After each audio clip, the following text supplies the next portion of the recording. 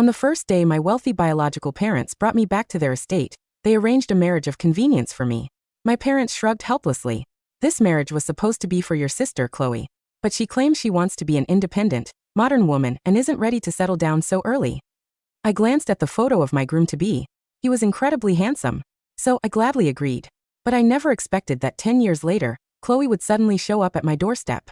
She casually wrapped her arm around Ethan Vance's, pulled out a ring, and said, "Ethan, I designed this wedding ring myself. I've traveled to every corner of the world, only to realize you're the one I love. I've decided to marry you." She then glanced at me. "Thank you for taking care of my fiancé for me. But after all, you were just my placeholder. You can leave now." I wasn't angry at all. In fact, I breathed a sigh of relief. I had stopped wanting this man a long time ago. All I wanted was the $2 billion that belonged to me. Ethan threw the wishing jar onto the passenger seat. I took the hint and sat in the back. Ethan froze. "What's wrong?" I immediately understood his reaction. This was the tacit understanding we had built over 10 years of facing hardships together.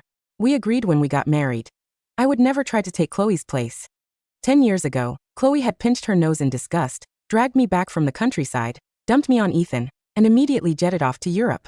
My parents could only hastily announce my existence to the public to salvage the alliance with the Vance family. On our wedding night, Ethan got dead drunk, screaming Chloe's name all night. For 10 years, while Chloe was dancing on the beaches of Hawaii, I was playing the submissive daughter-in-law, sucking up to Ethan's stepmother, Victoria. While Chloe was taking selfies with penguins in Antarctica, I was drinking myself to stomach bleeding just to help Ethan secure his first major corporate contract. While Chloe was chasing auroras, watching sunsets and exploring wild safaris, I was the one who lost my first and second pregnancies during Ethan's brutal family succession wars. I was even held at knife point by kidnappers. She had been living her best life for 10 years, and now she dared to return and demand that I leave? She wanted to reap the harvest she didn't sow? Who did she think she was? Ethan's lips twitched at my words. "Celine, actually we." Before he could finish, Chloe's call came through. The phone was connected to the car's Bluetooth, and Ethan pressed the answer button. "Ethan, Mom and Dad told me that you two don't have kids yet. Is it because you've been waiting for me?" Chloe's voice carried an unmistakable mix of shyness and excitement. "Chloe, what nonsense are you talking about?" My mother's voice quickly cut in from the other end. The topic of children had always been my trigger. At 25, I got pregnant with my first child, only to be tricked by Ethan's stepmother into drinking an abortifacient. At 28, I got pregnant again. I hid the pregnancy carefully for 6 months, only to suffer from mysterious chronic poisoning. The baby died in my womb. The day of the labor induction, I cried until my lungs hurt. Ethan held me tight, weeping as he swore he would never let me suffer again. And he did keep that promise. Over the next 3 years, he drove out his stepmother and half-brother, seizing sole control of the Vance Group. At 32, as the head of a top-tier national conglomerate, Ethan gave his first major business interview. On camera, he politely spent a few sentences thanking me for my support over the years. A week after the interview aired, Chloe came back. Right now, Ethan caught my pale face in the rearview mirror and immediately cut the call. "Celine, Chloe doesn't know what happened during these 10 years. Don't take it to heart. She has always been too shielded. She speaks her mind, sometimes without thinking." "Save it," I interrupted him impatiently. "Since when does the cold, ruthless CEO Ethan Vance talk so much when it comes to Chloe? Since when do you explain things for other people?" Ethan's brow furrowed. He abruptly yanked the steering wheel and pulled the car over to the curb. "Celine, are you still holding a grudge against me for that night?" During our first year of marriage, Ethan's half-brother, Julian, suddenly broke out in severe hives. Victoria, Ethan's stepmother, insisted I had put peanut butter in his cookies. 2 old maids in the house held me down, forcing me to my knees on the floor. I looked at Ethan, begging for help. He had been with me the entire time. He knew perfectly well I hadn't done it. But Ethan kept his head down, saying absolutely nothing. That day, those 2 old maids slapped me 20 times. They didn't stop until my mouth bled and my cheeks swelled. Back in our bedroom, Ethan handed me ice packs with a face full of guilt. "The timing isn't right yet. I need you to understand." That understand forced me to swallow all my tears and humiliation. That night, I woke up from the throbbing pain and went to the kitchen for more ice. Through the cracked door of his study, I heard Ethan on the phone. Thank God it wasn't Chloe. She wouldn't have survived that. In that moment, I froze in the hallway. All that talk about building love over time, about facing hardships together to find true intimacy, it was a joke. To this day, Ethan had no idea I heard those words. After my sarcastic comment, he lit a cigarette and stepped out of the car, looking frustrated. Right then, Chloe's phone call came in again.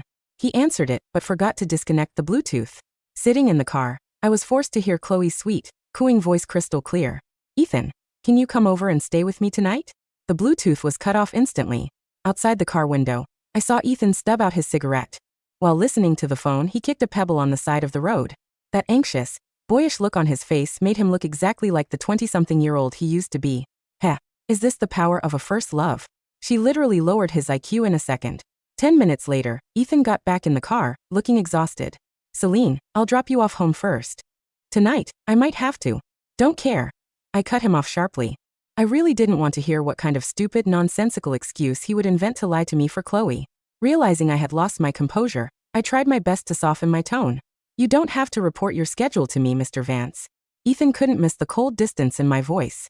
He slammed his hand against the steering wheel in frustration. Celine Miller, you've always kept your guard up against me. Are you really that eager to draw a line between us? How ridiculous. He was the one constantly crossing the boundaries of our marriage, yet he was blaming me. I turned my face away, blinking back the tears that kept threatening to spill. My 10 years of experience told me, never let them see you look defeated. While we were in a deadlock, my mother called me. Celine, your father and I are just terrible with words. We had to ask Ethan to come over and talk Chloe down. Can you just give your sister some time? She's still young, she'll figure things out eventually. I scoffed. How pathetic. She's 30 years old and she's still young? Then why, 10 years ago when they forced me into this marriage, did they say, you're an adult now, Celine. You need to learn to share the family's burdens. I spoke, my voice icy. Mom, I didn't expect you and Dad to still be the same, always doing whatever it takes to clean up Chloe's messes. But at least your tone is a lot gentler now than it used to be. Actually, I was found by my biological parents when I was 18. But Chloe couldn't tolerate my existence. She framed me again and again with methods that were laughably clumsy, yet my parents chose to believe her every single time. The last straw was when she threw herself down the stairs and claimed I pushed her. Without even asking for my side of the story, my father slapped me across the face. My mother screamed that I was evil and said they should have left me in the country. From beginning to end, they never asked for my opinion. They simply decided to send me back to the countryside. It wasn't until Chloe decided to run away from her wedding that they secretly brought me back to the Miller house behind my father's back. Honestly, the actual time I spent living with them was barely a year. Celine, do you really hate us that much? My mother's voice sounded incredulous. The question actually caught me off guard. I thought my complete lack of affection for them was painfully obvious. Did they honestly think 10 years of Chloe's absence had made us a happy family? Ethan didn't come home that night, which was exactly what I expected. My head throbbed all night, and I used that time to draft a divorce agreement that satisfied me. Being switched at birth, brought back, abandoned, and forced to marry. I never had a choice. At least with this divorce, I could be the one calling the shots. At 9 a.m., Ethan called. About last night. Ethan, come eat breakfast. I made sunny-side-up eggs for you myself. As Ethan spoke, Chloe's voice chimed in from close by, immediately grating on my nerves. I'm not interested. I cut him off coldly. I had imagined 100 scenarios of what they did last night, and none of them were things I wanted to hear. Celine Miller, do you have to be this cold? I remained silent, waiting for him to continue. On the other end, Chloe seemed to step closer to the phone. Ethan, don't fight with Celine because of me. If she really can't stand me, I can just leave the country for another 10 years. You don't have to do that, Ethan comforted Chloe softly, before turning back to the phone. There's a family dinner at the Millers tonight. I want you to be there. You must come, Celine, Chloe chimed in with her sweet voice. The call ended, and I clenched my phone. Go? Of course I would go. My parents, my husband, what did I have to fear? 2 hours later, I showed up at the Miller mansion dressed in head-to-toe designer couture. Chloe, however, was sitting barefoot on the sofa, holding a thick stack of photos, excitedly showing my parents her travels. She was wearing pajamas, her hair casually messy. When she saw me, she froze for a second, then burst out laughing, covering her mouth. Celine, it's just a family dinner. Why are you dressed like you're going to the Met Gala? Don't tell me you're trying to compete with me even at dinner? My steps faltered, my hands clenching into fists. But I forced a smirk, looking down at her with disdain. Well, I can tell that no makeup look of yours took quite some effort. I'm different from you. If a reporter snaps a photo of me looking sloppy, it damages the Vance family image. You. Chloe bolted upright, her eyes instantly red, tears perfectly pooling in her eyes. You're just a thief who stole my life while I was gone. How do you have the face to show off? Hearing those words from Chloe, the fake daughter, was pure comedy. I looked at my helpless parents and burst into hysterical laughter. Haha, between the two of us, who is the real thief? When you're happy, you're the heiress of the Millers, and the family fortune belongs only to you. When you're unhappy, You say you're Chloe Miller, and you need to find yourself. You packed your bags and ran. So why the hell was I forced to take over your mess and marry into this bullshit alliance? Celine Miller. Ethan, who had been silent, suddenly roared. Do you have to make your regrets so damn loud? His eyes were bloodshot. He marched up to me and raised his right hand high. I tilted my chin up, glaring back at him defiantly. I thought, go ahead, slap me. Maybe a slap would finally wake me up from this 10-year dream of being Mrs. Vance. Ethan, don't. Chloe grabbed Ethan from behind, her voice cracking with tears. We cleared things up last night. I'm satisfied. If you fight with Celine because of me again, I'll never forgive myself. Cleared things up? Why didn't he push her away? My mind was a chaotic mess, and the words slipped out of my mouth. Ethan Vance, you only have the guts to show off your power in front of me. In front of Chloe, you're nothing but a well-trained dog. Slap. The sharp sound echoed. The slap landed squarely on my face. Chloe hid behind Ethan's back, poking her head out with a triumphant smirk. Celine. My mother rushed over, her trembling hand reaching out to touch my face. Stay back. I screamed, taking a fierce step back to put distance between us. Then, staring straight at Ethan, I said word by word. Mr. Vance, I want a divorce. 10 years of my life. I don't think asking for $2 billion is asking too much. Ethan's pupils contracted. He froze on the spot, his eyes burning into me. $2 billion. Are you insane? Chloe was the first to react. Ethan made that money. My dad helped him. What does any of it have to do with you? You got to be Mrs. Vance for 10 years. You already hit the jackpot. How dare you ask for money? I ignored Chloe, keeping my eyes locked on Ethan. $2 billion, Mr. Vance. You get to fix your regrets, keep your empire, and marry your first love. It's a perfect deal. You aren't losing anything. Celine. Ethan took a step toward me, his movements urgent yet hesitant. I took a deep breath and held up my hand to stop him. Let's make this quick. We both got what we wanted in the beginning. Now it's time to go our separate ways. Before turning to leave, I looked at the four of them. The absolute worst thing that ever happened to me was being found by the Miller family. If I weren't a Miller, I would still be in that small town, running the bakery with my adoptive mother.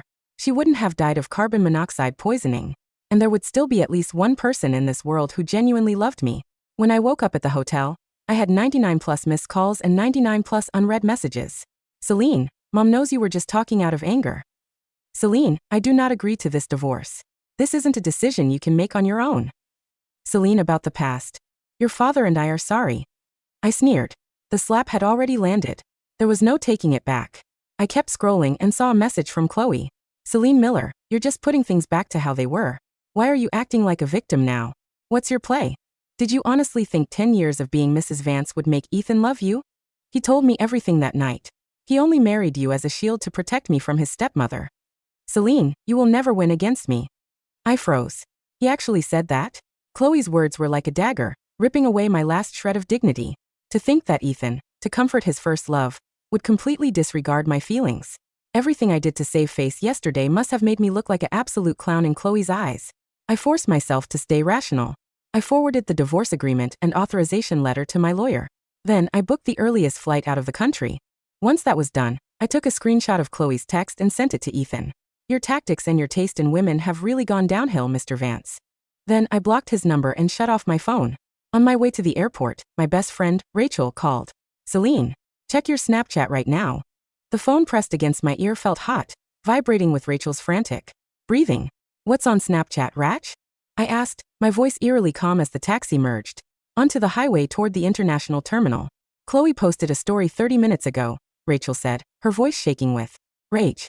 It's a video from last night. It's blowing up all over the private, high society circles, and now tabloids are picking it up. I opened the app with my thumb. There it was.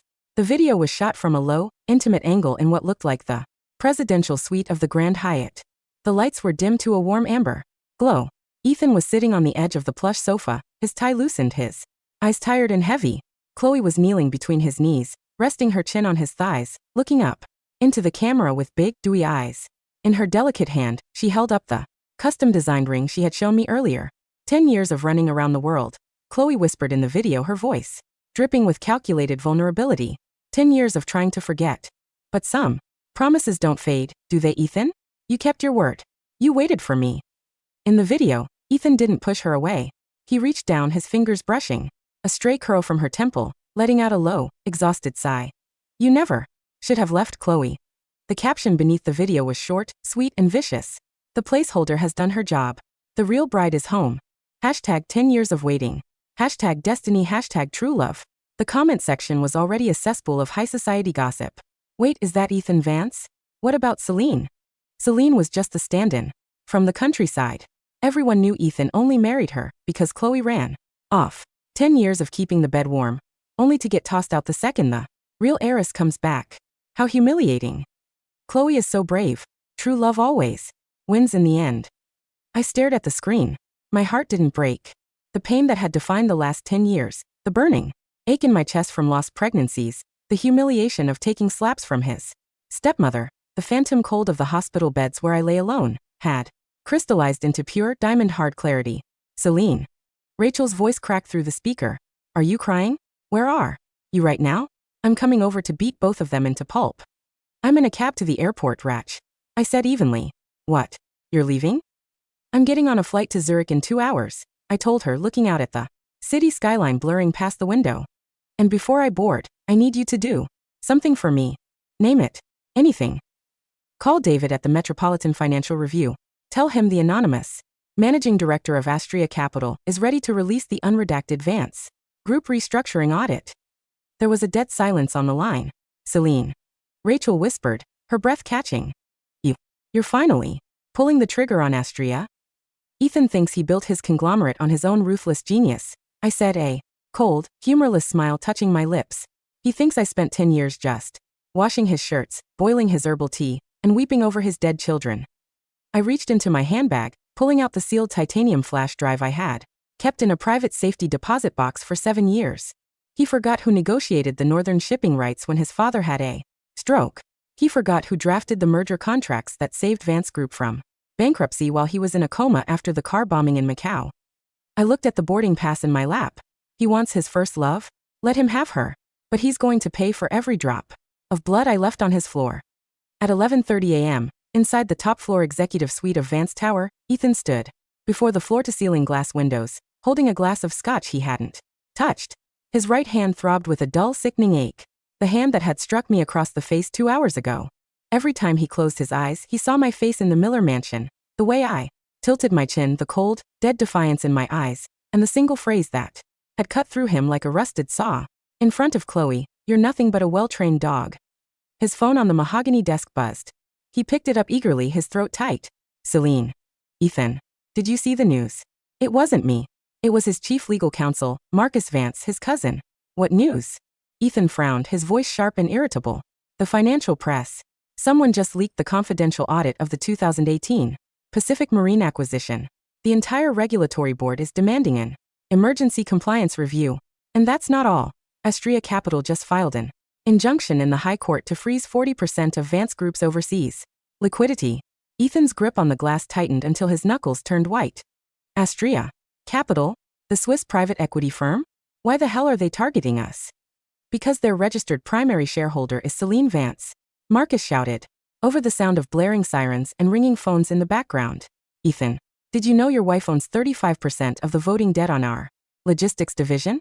If she executes the call option, our entire supply chain collapses by midnight. Ethan froze. The scotch glass slipped from his fingers, crashing against the hardwood floor and shattering into 100 wet, amber shards. What did you just say? Ethan whispered. She filed for divorce 30 minutes ago through Miller and Sterling Law, Marcus said frantically. She attached a screenshot of Chloe's Snapchat post as evidence of marital abandonment and emotional cruelty. The judge signed the preliminary asset freeze order on the spot. Ethan didn't listen to the rest. He threw his phone onto the desk, lunged for his car keys, and bolted out of the office. Downstairs, his black Maybach tore out of the underground garage, running 3 red lights as it screamed toward the international airport. While weaving through the heavy midday traffic, Ethan dialed my number over and over again. The number you have dialed is currently switched off or out of coverage area. Pick up, damn it. Pick up, Celine. Ethan roared, slamming his fist against the steering wheel until the horn wailed in protest. His mind was an inferno of fragmented memories. 7 years ago, when he was poisoned by his stepmother's faction, he lay in the intensive care unit for 3 weeks. Every time he opened his eyes through the feverish haze, he saw a girl with dark circles under her eyes, her fingers blistered from peeling fresh ginger, holding his trembling hand and whispering, Ethan, don't give up. I'm right here. 5 years ago, When the company was on the brink of liquidation, he came home to find a stack of 52 revised international trade models on his desk, annotated in neat, precise handwriting. Focus on the Singapore transit hubs. The tariffs will shift in March. He had assumed those were drafted by his executive analysts. He had assumed Celine was just an ordinary countryside girl whose only virtue was her unyielding, dog-like loyalty. He had convinced himself that she stayed because she had nowhere else to go. She wouldn't have survived that. The words he had spoken 10 years ago echoed in his ears, mocking him. He had used Celine as his shield, his armor, his sacrifice, telling himself that once he stood at the apex of the world, he would make it up to her with mansions, jewelry, and status. And now, she had walked away without taking a single diamond, demanding only the $2 billion she had earned with her own blood.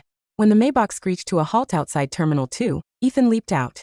Without even turning off the engine, he sprinted through the crowded departures hall, pushing past travelers and security guards, his expensive suit rumpled, his hair wildly disheveled.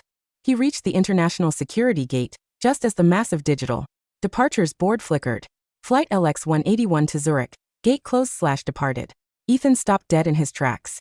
Behind the glass partition of the tarmac, a heavy Boeing 777 lifted into the gray autumn clouds, its silver wings cutting through the mist, rising higher and higher until it was swallowed by the sky. Ethan fell against the cold glass, his chest heaving, his hands pressed against the pane. In his pocket, his phone chimed. A single text from an international satellite number. 10 years ago, you cried Chloe's name on our wedding night. Today you can scream it to an empty house. Goodbye, Mr. Vance. 24 hours after my departure, the Vance family mansion was in total disarray. Chloe sat at the dining table, wearing an ivory silk dress, picking at a bowl of fresh berries with an air of delicate melancholy. Across from her sat my biological parents, Richard and Eleanor Miller. Richard was downing blood pressure medication with cold water, while Eleanor was dabbing her eyes with an embroidered handkerchief. Ethan hasn't answered our calls all morning, Richard muttered, slamming the medicine bottle onto the mahogany table. The media has camped outside our corporate headquarters. Our stock dropped 8% at the opening bell. Chloe, why on earth did you post that ridiculous video on Snapchat? Chloe set her silver fork down with a soft click, her eyes instantly filling with tears. Dad, how can you blame me? Chloe sobbed, her lower lip trembling in practiced innocence. I just wanted to share our happiness. Celine was the one who couldn't accept reality. She's the one who leaked those company files to destroy Vance Group. Why are you yelling at me instead of blaming that ungrateful countryside brat? Because that countryside brat is the only reason Vance Group didn't cancel their $500 million supply contract with us. Richard roared. She signed the proxy authorization 3 years ago that protected our family's shares. Now that she's severed ties, the Vance board is voting to terminate all vendor agreements with Miller Enterprises by Friday. Before Chloe could answer, the front door was kicked open with a deafening bang. Ethan strode into the foyer. He was wearing the same clothes from yesterday. His eyes were deeply bloodshot, his jaw covered in rough, dark stubble, and the stench of cold tobacco and stale whiskey rolled off him in suffocating waves. Ethan, Chloe gasped, rising from her chair with an expression of tender relief, rushing toward him with outstretched arms. You're finally back. Where have you been? I was so worried about you. Smack. The sound was sharp, brutal, and terrifying. Chloe was knocked sideways, her body crashing against the antique credenza, sending a crystal vase smashing to the floor. She clutched her burning cheek, staring up at Ethan in absolute, paralyzed horror. Ethan. Chloe stammered, blood trickling from the corner of her mouth. You hit me? Ethan, what are you doing? Eleanor shrieked, rushing over to shield Chloe. She is the woman you've loved for 10 years. How dare you lay a hand on her in our house? Ethan didn't look at Eleanor. He looked down at Chloe, his eyes hollow dead and burning with a terrifying, demonic stillness. He reached into his coat pocket, pulled out a thick manila folder, and hurled it into Chloe's face. Dozens of glossy photographs and bank statements scattered across the floor like autumn leaves. 10 years of traveling the world to find yourself. Ethan's voice was barely louder than a whisper, but it made the hairs on Richard's neck stand on end. 10 years of designing wedding rings in Paris? Richard picked up one of the photographs, his eyes bulging. The photo showed Chloe on luxury yachts in Monaco, draped over the shoulders of middle-aged European hedge fund managers, Chloe in VIP lounges in Dubai, accepting diamond necklaces from Saudi oil science, and Chloe in a high-end rehabilitation clinic in Switzerland, being treated for severe cocaine dependency. At the bottom of the pile were 5 years of bank transfers. Chloe had drained $6 million from the Miller family's offshore emergency fund to pay off Gambling debts accumulated in Macau and Las Vegas. You came back, Ethan whispered, stepping toward her, his heavy dress shoes crushing the broken glass beneath his feet. Not because you realized you loved me. You came back because every single one of your wealthy European boyfriends went bankrupt or kicked you to the curb. Chloe's face drained of every last drop of color. She backed away on her hands and knees, clawing at the rug. No, Ethan, that's not true. Someone framed me. It was Celine. Celine hired private investigators to fabricate those lies. These records were verified by the Swiss Federal Police 12 hours ago, Ethan said, his voice cracking with a mixture of immense self-loathing and sickening rage. When you ran away 10 years ago, you didn't leave because you were an independent woman. You left with Julian Vance's secret business partner because you thought he was going to take over the Vance family. Richard gasped, clutching his chest as his knees buckled. You colluded with Julian? The man who tried to kill Ethan with a car bomb. And while you were partying on yachts with the men who tried to slaughter my family, Ethan continued, his voice dropping into a ragged, bloody growl. Celine was in the basement of the old mansion, taking 20 slaps from Victoria's maids so I could hide our account books. Celine was in the hospital, coughing up blood from organ failure after drinking poison tea intended for me. Ethan grabbed Chloe by the front of her designer dress, lifting her off the floor until her toes barely touched the wood. You told her she was a placeholder? Ethan snarled into her face, his spit hitting her cheeks. You told her she was just keeping my bed warm. Ethan, please. I can't breathe. Chloe choked, tears streaming down her bruised face. You aren't fit to wipe the dust off her shoes, Ethan whispered. He released his grip, letting her drop like a sack of garbage onto the broken porcelain. He turned toward Richard and Eleanor, who were trembling against the wall like terrified mice. As of 9 a.m. tomorrow, Ethan said coldly, the Vance family terminates all business relations with Miller Enterprises. Every loan my family guaranteed for you is called in for immediate repayment. Ethan, please. Eleanor wailed, dropping to her knees. We're family. We gave you our daughter. Ethan paused at the doorway, turning his head slightly. You gave me a priceless treasure, Ethan said, a single tear cutting a clean path through the grime on his cheek. And you helped me destroy her. He walked out into the pouring rain, leaving behind a family screaming in the ruins of their own greed. 6 months later, Lake Zurich in the spring was a masterpiece of liquid sapphire and snow-capped alpine peaks. On the sun-drenched terrace of Austria Capital's private headquarters in the hillside district of Enge, the morning air was crisp, smelling of fresh pine and blooming edelweiss. I sat at a polished teak table, wearing a tailored cream-colored cashmere suit, reviewing the final quarterly prospectus for our European Infrastructure Fund. Across from me sat Arthur Sterling, the senior partner of Sterling Global and my closest business mentor. The Northern Maritime acquisition closed at $500 million below valuation, Celine, Arthur said, taking a sip of his black coffee with a satisfied smile. The Vance Logistics division had no choice but to sell their Singapore transit hubs to our holding company to cover their short-term bond maturities. I turned a page of the ledger, my pen gliding smoothly across the signature block. What is Ethan's current liquidity ratio? I asked, my voice calm, professional, and detached. Dismal, Arthur replied. He spent the last 6 months aggressively buying back Vance Group stock to prevent a hostile takeover by his board of directors. He's leveraged 80% of his personal assets. If Austria executes the debt-to-equity swap next Tuesday, you will officially become the controlling shareholder of Vance Group. I closed the leather-bound folder with a soft, decisive click. Execute it, I said. Arthur looked at me, a trace of gentle concern in his eyes. You're returning to the capital for the Global Economic Summit next month, aren't you? I am, I smiled, looking out over the quiet blue water of the lake. Are you ready to face them? I touched the collar of my suit, feeling the smooth, unblemished skin of my neck. Over the last 6 months in Switzerland, under the care of the world's leading reproductive endocrinologists and trauma specialists, my body had finally healed. The chronic poisoning that had haunted my liver for 3 years was completely purged. My skin had regained its natural, radiant glow, and the deep, dark circles beneath my eyes had vanished. I was no longer the exhausted, submissive daughter-in-law who wore cheap beige coats to avoid drawing attention from Ethan's stepmother. I was 30 years old, holding an independent empire of $4 billion, and standing at the apex of international finance. Arthur, I said softly, meeting his gaze with absolute serenity. You only fear a ghost if you still care about the haunted house. I haven't lived in that house for a long, long time. The Grand Hyatt in the capital was bathed in blinding floodlights. The red carpet stretched from the marble entryway all the way to the circular driveway, where dozens of armored Maybachs, Rolls-Royces, and Bentleys were lined up under the flashbulbs of hundreds of international journalists. The Global Economic Summit was the most prestigious financial event of the decade. Every corporate titan, banking heir, and government minister from across Asia and Europe was in attendance.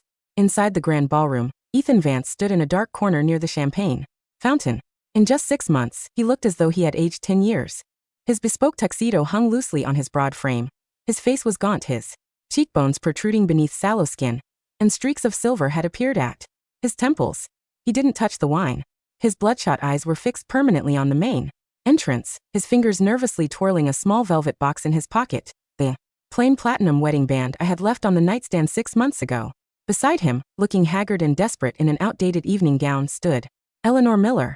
"Ethan," Eleanor pleaded in a low, frantic whisper, grabbing his sleeve. "You have to talk to the bankers tonight. Richard's company entered court-ordered liquidation yesterday. If we don't secure $20 million by Monday, our family estate will be seized by the bailiffs. Chloe has been locked in her room, crying for 3 days." Ethan violently jerked his arm away, casting a look of pure, unadulterated disgust at his former mother-in-law. "Don't touch me," Ethan said, his voice hoarse and cold as a tombstone. "If your estate is seized, you can move back to the countryside. Isn't that where you told Celine she belonged?" "Ethan, how can you be so cruel?" Eleanor wept. Before Ethan could reply, a sudden, electric hush fell over the cavernous ballroom. The conversation stopped. The clinking of crystal glasses ceased. The heavy double doors at the center of the hall swung wide. The master of ceremonies stepped forward, his voice booming through the sound system. "Ladies and gentlemen, esteemed guests, please welcome the managing partner of Astria Capital and the new chairperson of the Global Maritime Alliance, MS, Celine Miller." A spotlight flared to life at the top of the grand marble staircase. A woman descended the stairs. She wore a backless midnight blue silk gown that flowed like liquid obsidian around her slender, statuesque frame. Around her throat blazed the star of Geneva, an 80-carat flawless diamond necklace that commanded the light of every chandelier in the hall. Her hair was swept up into an intricate, elegant chignon, revealing porcelain skin-high aristocratic cheekbones and dark, fathomless eyes that shone with absolute, untouchable power. The breath left Ethan's lungs in a single, agonizing gasp. "Celine," he choked out, taking an involuntary, staggering step forward. Beside him, Eleanor's jaw dropped so wide her diamond earring fell from her earlobe, clattering onto the carpet unnoticed. "Celine," Eleanor whispered, her knees shaking in disbelief. That's my daughter." I walked down the staircase with measured, effortless grace, flanked by 4 European security officers in tailored suits and 2 senior Swiss banking directors. My gaze swept slowly over the sea of billionaires and executives who parted like the Red Sea to clear my path. And then, my eyes landed on Ethan. Ethan lunged forward, pushing past a German trade delegation, knocking over a silver tray of champagne flutes in his desperation. "Celine," Ethan screamed, his voice cracking into raw, ragged pieces that echoed across the silent room. "Celine, it's me, Ethan." 2 security officers stepped in front of him instantly, their broad shoulders blocking him like an iron wall. "Stand down, sir," the lead officer commanded in German-accented English. "Get out of my way," Ethan roared, struggling wildly against the guard's grip. His eyes wild and brimming with tears as he looked at me over their shoulders. "Celine, look at me. Please, just look at me for 1 second." I stopped. I turned around slowly, looking at the man who had been my entire world from age 20 to 30. I saw the wrinkled tuxedo, the silver in his hair, the tears cutting tracks through his pale, hollow face, and the velvet box clutched desperately in his trembling fingers. My heart rate didn't elevate by a single beat. There was no hatred in my eyes. No anger. No desire for petty revenge. There was only the vast, serene void of total, absolute indifference. "Good evening, Mr. Vance," I said, my voice clear, melodic, and cold as winter frost. "I believe our legal teams are scheduled to sign the final debt restructuring agreement tomorrow morning at 9. Ethan froze. The polite, formal title, Mr. Vance, struck him harder than any bullet ever could. "Celine, don't do this," Ethan sobbed openly in front of 500 high society peers, falling to his knees as the guards released him. "I was wrong. I was blind. I threw Chloe out. I destroyed the Millers. I took back everything. Celine, I haven't slept in 6 months. Every room in that house smells like your tears. Please come home. I'll give you the company. I'll give you my life. Just come home." I looked down at him from 2 paces away, my expression devoid of any human warmth. "Mr. Vance," I said softly, the words carrying clearly to every reporter's microphone in the front row. 10 years ago, when your stepmother's maids slapped me 20 times in the kitchen, you hid in the study and thanked God it wasn't Chloe. Ethan's pupils contracted in pure, paralyzing horror. You heard that? I heard everything. I told him, a faint, radiant smile curving my lips. For 10 years, you thought you were keeping me in a cage. But you forgot. I was the one holding the keys to your empire. I adjusted the diamond bracelet at my wrist, turning my back on him. You can keep your regrets, Mr. Vance. In the business world, they aren't worth a single cent. I walked toward the VIP lounge, surrounded by flashing cameras and the thunderous applause of the international delegates. Behind me, Ethan Vance remained on his knees in the middle of the ballroom floor, burying his face in his hands, weeping like a broken child as the world moved on without him. The downfall of the Miller family was swift, brutal, and thoroughly documented by the national press. With Astria Capital executing the debt-to-equity call, Miller Enterprises was officially declared insolvent. The historical family mansion in the capital's most exclusive district was auctioned off by the High Court to settle outstanding tax liens and bank defaults. On a rainy Tuesday afternoon, Richard and Eleanor were escorted out of their home by court bailiffs, carrying only 2 suitcases of personal clothing. Chloe was not with them. 2 weeks earlier, when the federal police raided her private apartment, they discovered that Chloe had used forged corporate seals from Miller Enterprises to secure 3 high-interest loans from overseas loan sharks. She was convicted of grand fraud, commercial forgery, and tax evasion and sentenced to 8 years at the Central Women's Penitentiary. Before her sentencing, Chloe had begged for a private meeting with me in the courthouse holding facility. I went. I sat on one side of the reinforced glass partition, wearing a charcoal wool coat, holding a cup of hot Earl Grey tea. Chloe sat on the other side, wearing an orange prison jumpsuit, her hair shorn into a ragged, uneven bob, her wrists shackled to a metal loop on the table. She stared at me through the glass, her eyes filled with venomous, impotent madness. Are you happy now, Celine? Chloe rasped, her voice rough from screaming in her cell. You took my parents. You took Ethan. You took everything that was supposed to be mine. I took a slow, delicate sip of my tea. Chloe, I said calmly, nothing was ever yours. I was the Miller heiress, she screamed, slamming her shackled hands against the glass. You were a spoiled, cowardly thief, I replied, my voice slicing through her hysteria like a razor. You wanted the prestige of being Mrs. Vance, but you ran away when there was danger. You wanted the wealth of the Miller family, but you drained their accounts to feed your vanity in Europe. You returned only when you had nowhere else to crawl. I leaned forward slightly, looking directly into her hollow, terrified eyes.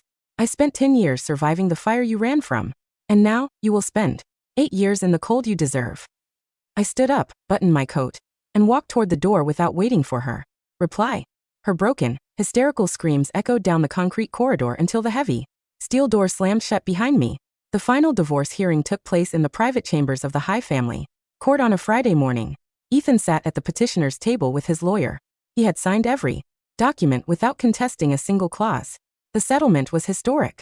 Astria Capital assumed full controlling ownership of Vance Logistics and its 32 international transit hubs. $2 billion in cash and liquid securities were transferred directly to my personal accounts. And the marriage between Ethan Vance and Celine Miller was declared permanently, irreversibly dissolved.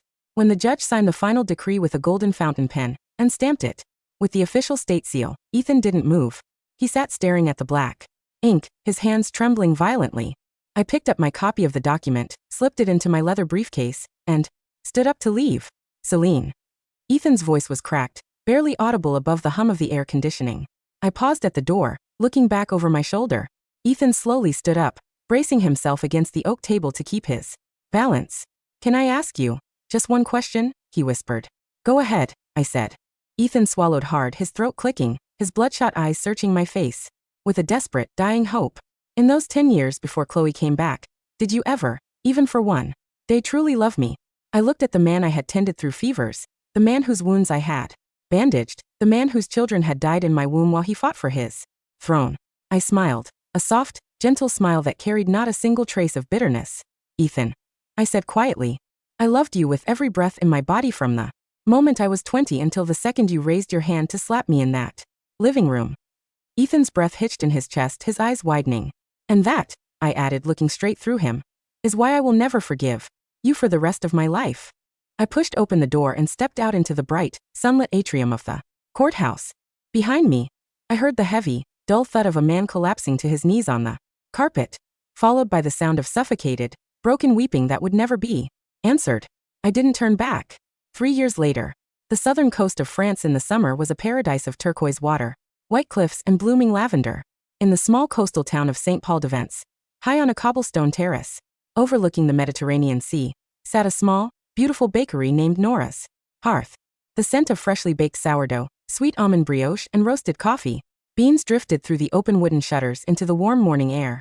I stood behind the marble counter, wearing a simple linen apron over a white sundress, dusting powdered sugar over a tray of warm raspberry tarts. Rachel walked in through the front door, the brass bell chiming merrily above her head, carrying a stack of international newspapers. "Me.My," Rachel teased, tossing the papers onto a bistro table. "The board of Austria Capital in Zurich is begging for your signature on the new green energy acquisition." "Tell them I'm busy baking," I laughed, wiping a smudge of flour from my cheek.